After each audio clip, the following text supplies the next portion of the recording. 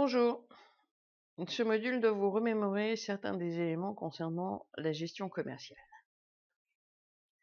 Rappelons d'abord autour de quoi s'organise la gestion commerciale. Elle concerne nous, nos fournisseurs, ce que nous vendons, nos clients, la TVA appliquée, l'organisation que nous en avons, les regroupements qu'on peut faire par article, par fournisseur, par famille, pour avoir une meilleure définition des informations ou par exemple pour pouvoir facilement modifier les tarifs ou appliquer des taux de remise. Pour réaliser les ventes et les achats, nous utilisons des pièces commerciales. Alors d'un côté, on a les pièces clients qui regroupent les devis, les commandes, les bons de livraison, les factures et les avoirs. Les logiciels de gestion commerciale permettent également d'insérer les règlements pour avoir un suivi des commandes clients et de leurs encours. Les pièces fournisseurs regroupent également les devis, les commandes, les bons de réception cette fois-ci. On y trouve également les factures et les règlements, même si très souvent cette partie-là est plus gérée en comptabilité qu'en gestion commerciale.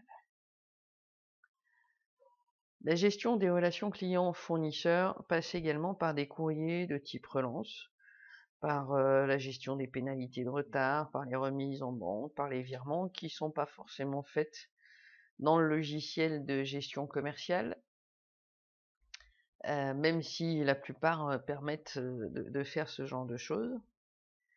Et enfin, la gestion commerciale doit permettre de connaître à un instant T quelle est la situation des clients et des fournisseurs, des articles et des encours clients. Voilà. Donc votre logiciel qui vous permet tout ça, et très souvent c'est en fait la partie client qui est le plus utilisée. Quelques calculs de base maintenant et de termes utilisés en gestion co, parce que c'est bien un logiciel de gestion commerciale qui calcule tout ça. Mais voilà, sur des petites boîtes, très souvent, vous avez juste Excel pour faire votre gestion commerciale. Donc, il va falloir vous débrouiller avec. Alors, le premier élément, on va parler de la marge brute. C'est la différence entre le prix de vente et le coût de revient. On l'appelle également marge commerciale, donc prix de vente moins coût d'achat. À l'inverse, on peut dire que le prix de vente est égal au coût d'achat plus la marge. De cette marge brute, on peut faire la marge nette, qui est le calcul de rentabilité finale en fait du produit. Cette fois-ci, en plus, on va enlever tous les frais qui sont liés à la vente. Donc la marge brute, moins les frais de gestion coût, on va dire, tout ce qui est mise en rayon, déballage, stock froid. Cette marge brute peut s'exprimer sous forme de taux. Dans ces cas-là, on fait marge brute divisé par le coût d'achat. Ce calcul, on va dire, est similaire au calcul d'évolution de variation qu'on peut rencontrer dans Excel, élément A moins élément B divisé par élément B. L'élément A étant le prix de vente moins le coût d'achat, qu'on divise par le coût d'achat. Voilà, donc c'est typiquement un calcul de variation, donc il n'y a rien de compliqué là-dedans. Enfin, on a le taux de marque qui, lui, représente la part de la marge commerciale dans le prix de vente. On l'obtient en divisant donc la marge brute par le prix de vente. Là, on se trouve plus dans le cas d'un calcul de répartition.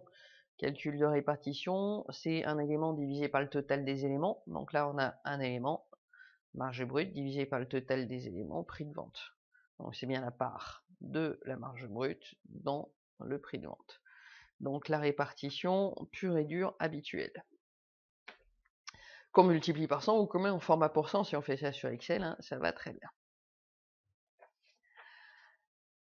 Donc voici tous ces éléments qui vont permettre de calculer ou de faire varier en fait le prix de vente de nos produits. Donc pour mémoriser, le taux de marque, c'est lui, c'est le pourcentage de ce qui va réellement rentrer dans votre poche, en fait, par rapport au prix de vente.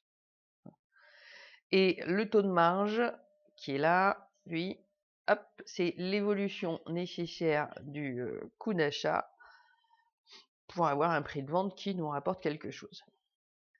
Alors certes, ce n'est pas à la secrétaire assistante ou à la secrétaire comptable de définir les taux de marque ou les taux de marge.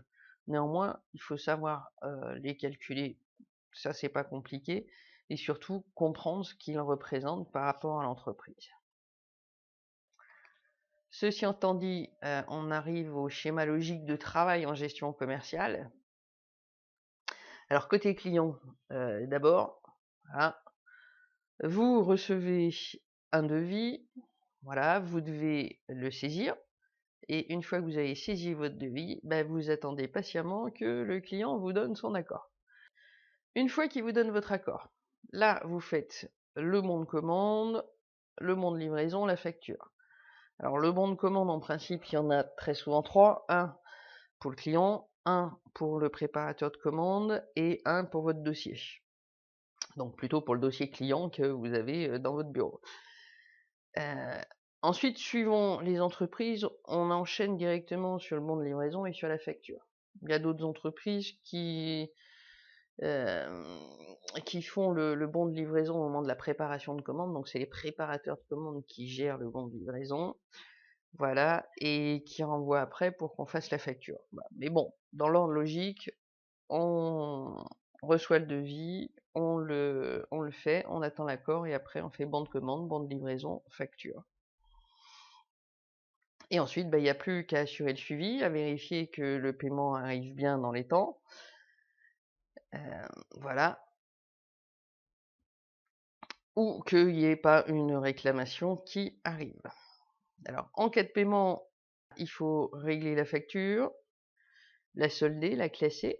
Et en cas de réclamation, bah, il faudra faire des excuses, peut-être un geste commercial, peut-être un avoir, ça va dépendre de la réclamation. Il n'y a que la lettre d'excuse ou le mail d'excuse qui n'est pas compris dans le logiciel de gestion commerciale. Sinon, tout le reste, on peut le faire directement dans le logiciel. Donc ça, c'est côté client. Maintenant, côté fournisseur. Cette fois-ci, on inverse le processus. C'est moi qui vais demander un devis ou qui vais passer une commande. Et je vais attendre. Encore une fois, sauf que cette fois-ci, c'est la livraison que je vais attendre. La livraison, en principe, elle est accompagnée du bon de livraison et de la facture. Alors, le bon de livraison, si je le gère dans mon logiciel, ça sera en fait un bon de réception, hein, puisque c'est une réception de facture. Alors là, ça va dépendre des entreprises. Si vous ne gérez pas vos stocks, très souvent dans les entreprises, vous allez, dans le logiciel de gestion coût, vous limiter au devis et à la commande, et au bon de commande. Le bon de livraison, vous ne le rentrez pas en gestion coût, la facture, vous ne la rentrez pas en gestion coût. Puisqu'en fait, c'est votre fournisseur qui vous les envoie. Si vous gérez vos stocks, ben vous allez être obligé de faire un bon de réception, de façon à rentrer les produits dans votre stock. Donc cette fois-ci, c'est vous qui émettez le règlement ou la réclamation, bien sûr, hein, mais avec la même chose. Une fois que vous avez émis votre règlement, il faut solder tout ça, classer, et une fois que vous avez émis votre réclamation, par courrier, hein, ou vous faites votre petit retour de marchandises et puis vous attendez voir ce qui va se passer. Bien, j'espère que cette vidéo vous aura permis de vous remémorer tout ce que vous ayez pu voir en gestion co. Merci.